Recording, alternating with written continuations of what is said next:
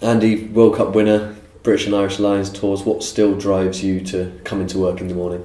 For me, for Bristol to get to the Premiership and be successful in the Premiership, and for Stephen Lansdowne and Chris Boy to fulfil their dream of Bristol being a competitive European team. And we've got a 5-year plan to be able to achieve that. And every day I get up with that passion. My cup is half full. I look forward to the day, and I look forward to working with the coaches that we have here, who are outstanding coaches. I've learned a lot from them in the way that they coach, the way they communicate. To the management team that we have, that is creating and working hard to create a fantastic environment for players to work in, and to be involved with the players who are prepared to open their minds and perform in a way where they're challenged, but also the excitement they bring in the way that they can go out and play the game. And to see the improvements that were made last year, but also the excitement I get of watching the team go out and perform and really challenge themselves. So there's lots to live for, coming to work, lots to get up for, and that, for me, that passion of achieving winning rugby is something that I always strive for. Last season, finished top of the league, record number of wins in succession for the club, record number of bonus points. I mean, we could talk about the stats all day. Do you take any crumbs of comfort from those, or do you see it in black and white as the season didn't achieve what you wanted to achieve? Well, there are two parts of the season. The first part was we showed improvement on the year before, and there's an understanding of how we wanted to play and in attack and defence. So there's some good improvements that were made, but we didn't achieve our objective, which was to get promotion for the Premiership. So what was important was that we were able to show the improvements. However, we weren't able to finish this off in the last two games against a committed London Welsh team. When you look back now, what would you say was the biggest lesson that you learned from that season that you can take into this season?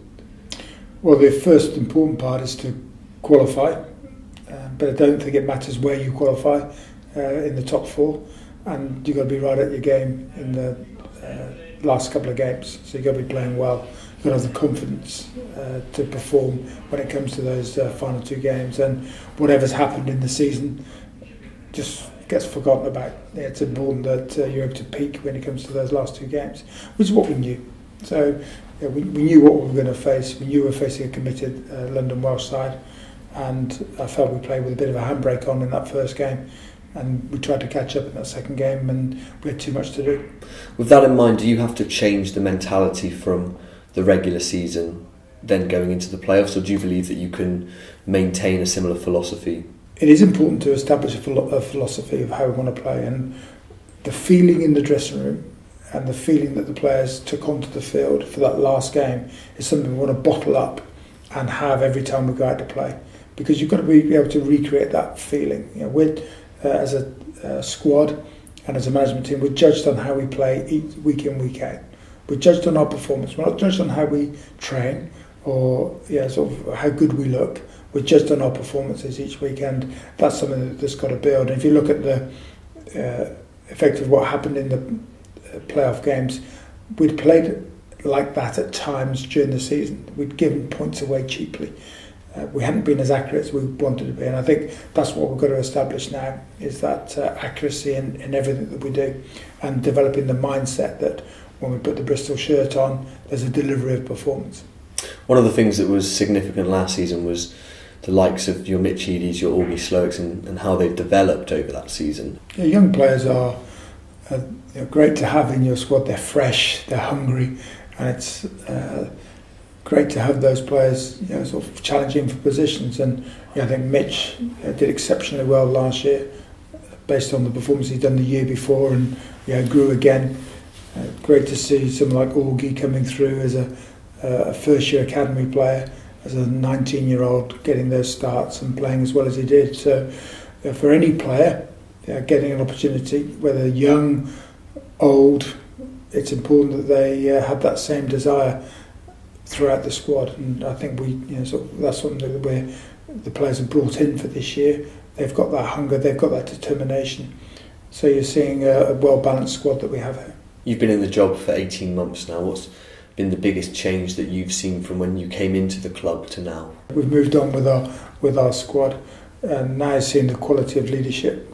Yeah, so and the number of internationals that are here that have won trophies. So it's great to see Ryan Jones, Ian Evans, two world-class forwards being part of the Bristol scrum. To have Dwayne Peel, and Craig Hampson joining Luke Baldwin, having real dynamic nines, and some young talent in our back line as well. So throughout the team, I think we've got some real talent and players that want to express themselves, but also players that got points to prove. And I think with any squad, if you've got a squad that is hungry and wants to prove things, then it can be successful. So the changes that we're seeing are a side that is developing really good leadership and has that real desire to be successful. When you came in, you talked about changing the mentality and encouraging players to take risks and express themselves on the field and take ownership for their decisions. Do you feel that part of your philosophy has been stamped on the team now? Yeah, I think the players are taking ownership of the game and the way they want to play, the way that they want to play, because I think that is vital. The way we set up the team, through Shaw, myself, through Danny Wilson coming in and Matt Sherratt running the backs attacks, it's vital that the players buy into that, and it's something the players want to do. And I think that's what we're seeing within our group, is that the players are taking ownership of that performance. How important is it when you're talking to new players or potential guys to bring on board to be selling that vision? I mean, how focal a point does Ashton Gate and the vision of Bristol Rugby going forward play? Well, I think there are 3 or 4 components that come into that. The stadium is going to be a fantastic stadium. The supporters, and for me, the supporters, I didn't realise how good the supporters were until being fully involved in Bristol Rugby Cup, probably because they used to abuse me when I played against them, and as a coach competing against them. But I've really seen the true soul of the club that's come through the supporters, and the way the supporters travel, the backing of the squad, the backing of the coaches is fantastic. And for them to give up each weekend to go and support the team, I think is truly amazing. And just looking at the players that are going to be putting the Bristol shirt on, I get excited by that. To think that they've committed to come here, committed to perform, but also be part of Bristol moving forward. And so for the people of Bristol, they should be really excited about that. From players from all over the world want to come and join and be part of this. I think the other aspect is that when selling Bristol, it's a fantastic city, and it's a great city to bring your children up as a youngster, to come and visit the student life. It's a very vibrant city, and I think that's again is another great selling point. Stephen Lansdown's been pretty clear on his vision of where he wants to take the club, and if we look at the redevelopment of Ashton Gate Stadium and in 2 years' time, the sort of facilities that will be available to Bristol. Do you and your coaching staff feel almost a pressure or a responsibility that for it to be achieved you need to deliver on the field? Do you feel that the two are interlinked and you feel that pressure? Pressure is something that you have in sport, and it's determined by results. But we've got to focus really not just on the outcomes, but on the way that we develop the team, the learning that takes place, understanding how to change behaviours, how to coach skills, how to learn skills, and understand that this is a long-term project. You want people to want pressure. You want people to be able to thrive in pressure.